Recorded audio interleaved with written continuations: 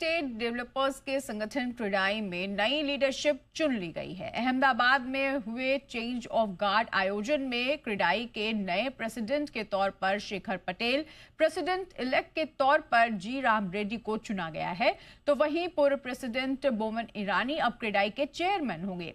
इसी के साथ क्रेडाई ने एनएसडीसी यानी नेशनल स्किल डेवलपमेंट कॉरपोरेशन और क्यूसीआई यानी क्वालिटी काउंसिल ऑफ इंडिया के साथ एमओयू साइन किया है। इसके तहत निर्माण क्षेत्र में श्रमिकों के स्किल डेवलपमेंट पर काम किया जाएगा। इसके अलावा 2027 तक 200 मिलियन वर्ग फीट ग्रीन ऑफिस स्पेस का लक्ष्य तय किया गया है। इसके अलावा विकसित भारत का लक्ष्य हासिल करने के लिए 5 सूत्रीय एजेंडा जारी किया गया है। इसमें श्रमिकों का कौशल विकास, दिल्ली में डेटा आधारित एनालिटिक्स सेंटर की स्थापना, पश्चिमी घाट में रीफॉरेस्टेशन करना और सस्ते घरों की परिभाषा में बदलाव कराना और ईज ऑफ डूइंग बिजनेस को बढ़ावा देने का लक्ष्य रखा गया है। सर, आप सबका बहुत स्वागत है जी बिजनेस पर। बमन सर, बहुत ही शानदार कार्यकाल रहा आपका। हमने देखा 2 साल में काफ़ी बड़े बड़े इवेंट्स हुए।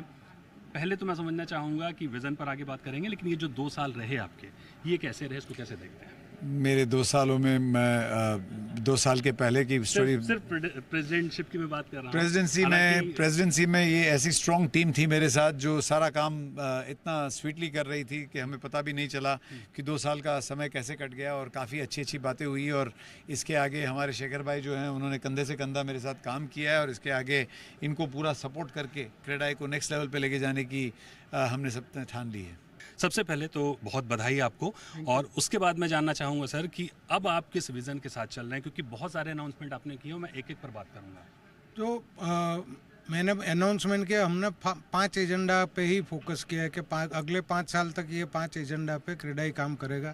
तो पहला तो है स्किलिंग है, दूसरा है अर्बन में रिफॉरेस्टेशन का मुद्दा है, जो अर्बन फॉरेस्ट भी बनाना है और रिफॉरेस्टेशन भी करना है।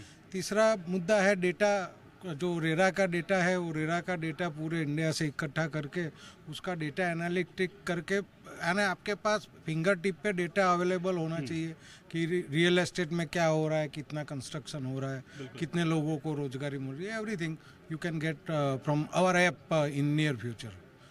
फोर्थ है ease of doing business and cost of doing business का, जो रियल एस्टेट का प्रोजेक्ट साइकिल 5 साल 7 साल होता है, उसको रिड्यूस करेंगे तो कॉस्ट भी कम होगी और ईज ऑफ डूइंग भी बिजनेस होगा। तो ये 4-5 चीज़ें, और अफोर्डेबल हाउसिंग जो 5वां मुद्दा है। तो ये 5 चीज़ों पे हम फोकस करेंगे और इस पे काम करेंगे। राम सर, हमने देखा जैसे शेखर सर ने कहा कि टेक्नोलॉजी पर फोकस होगा, एजुकेशन पर फोकस होगा, सस्टेनेबिलिटी पर फोकस होगा, ग्रीन बिल्डिंग पर फोकस होगा, यानी विज़न बिल्कुल साफ है कि अभी तक जो रियल एस्टेट अनऑर्गेनाइज तरीके से बढ़ रहा था, उससे पूरी तरह से ऑर्गेनाइज करने की कोशिश होगी। क्या फर्स्ट स्टेप्स होंगे आपके अगले 2 साल में? नहीं, the vision of our president, उसी को इम्प्लीमेंट करना है। I have to be supporting him because 2 साल जो भी है उनका स्ट्रेंथ में बनना है बस।